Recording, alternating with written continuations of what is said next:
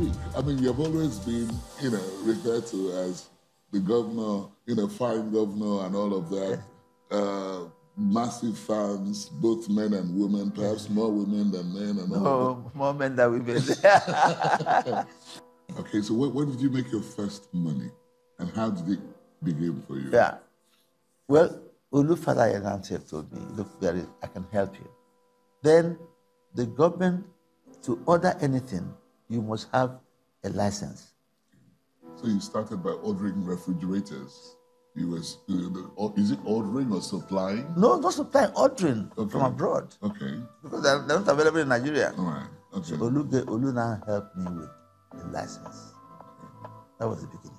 How, did you feel at the end of the Civil War when, was it Chief Obafemi Awolowo said 20 pounds or so was all the Igbos were entitled to, regardless of what they had in their accounts? We felt it was unfair. We felt it was unfair, but that was politics. Can we start by, telling us what you're doing now, Emmanuel Okala? Thank you very much, Manny. As for today, I'm the Senior Special Assistant on Sports to His Excellence, the Executive Governor of Anambra State, Chief Dr. William Mararochukwu. Flash back, right? How did you become so good to win a shirt in the national team? He's a talent. And I knew when I went deep into it that he's a great talent given to me by God.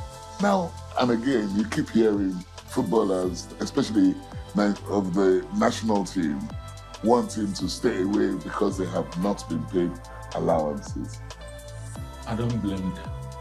What you see happen is, what they saw that was done to us, that we are no more being remembered by anybody. After suffering for Nigeria on that level. How does it make you feel to be one of the most famous Nigerians in the country today? Well, I thank God in the first place.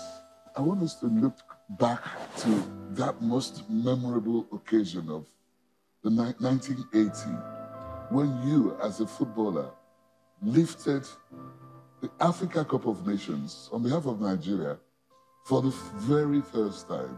How did you feel? Well, I feel so happy because we have chased that cup for 6 years. We started chasing the cup in Ethiopia in '76. You don't feel accepted in your country as a coach?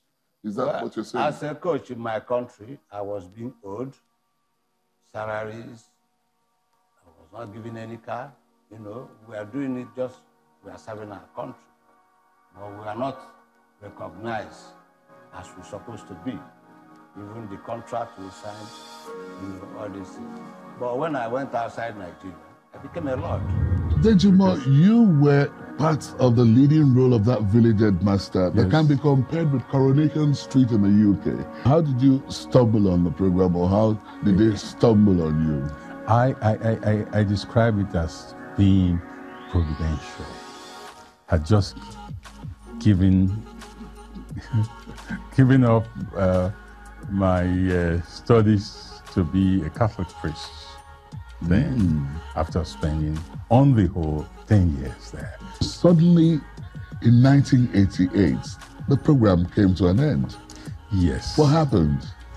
And the management decided to cut it into half hour. Without consulting the sponsors, advertisers, nor the producers, the production crew, which I headed. In your whole existence, which one, scales more down than up? I think, apart from the pulpit, I have no loss. And then you, from Port Harcourt, after all your education, in Port Harcourt, you traveled outside the country, didn't you? Well, I had your higher education in the very, very posh and, of course, Ivy League, Columbia University, didn't you? Well, you see, what happened that Nigeria, in which I grew up, was a country in which there were opportunities.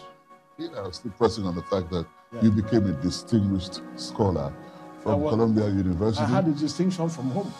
Now, you became the Director General of the NTA. Yes. After you had so much time on television as a political analyst. That's right. Do you think that was responsible for your appointment? I don't think so. I don't think so. Was I the only analyst on TV? I see you have a lovely wife, and actually she's from India. I'm not complaining. I'm only explaining. What was the background to the song Joromi itself? Joromi was a great warrior, wrestler who conquered the whole world. What was this all about? Is it out of restlessness or what? It was a form of research. So, Professor Victor, you are nearly 80 years old. That's correct. Was that really an encounter between you and a water mermaid? Yeah, that's about 50 years ago. You are watching The Chat. I am Manny. We're back in a moment. In this ever-changing world, it's easy to get carried away with the headlines.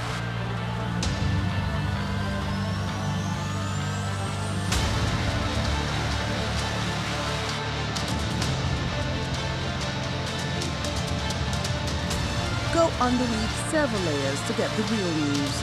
Right here on The World Today. Weekdays at 5:30 p.m.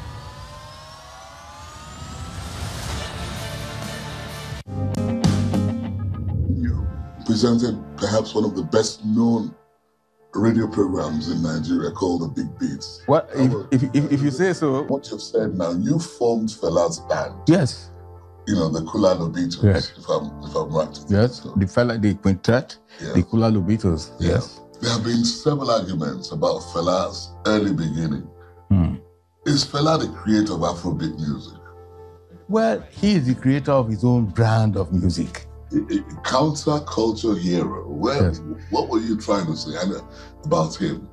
The fact that he, for instance, he came up with the Kalakuta, and he came up with a culture that was different from what other people knew.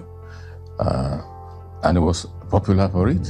In those days that you were playing football, some of us were sometimes climbing the tree on Nikon Stadium, you know.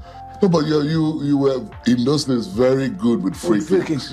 Because your role was midfield, wasn't it? Attacking midfield. That was the first time Nigeria won a FIFA-organized competition at the under-16 level, wasn't it? It was. And you were amongst the first Nigerians to ever play against the Brazilian side. That's right. Do you recall the game?